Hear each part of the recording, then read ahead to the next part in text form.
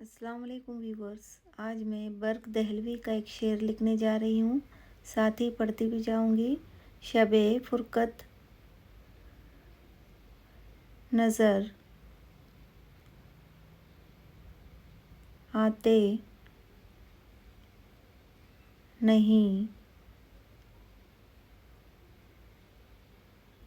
आसारे सहर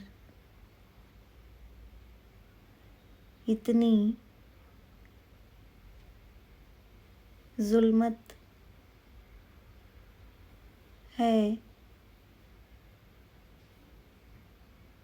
रुखे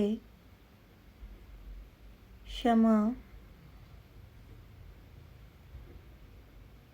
पे भी नूर नहीं। वीडियो पसंद आए तो लाइक और शेयर करना ना भूलें। Thank you for watching my video.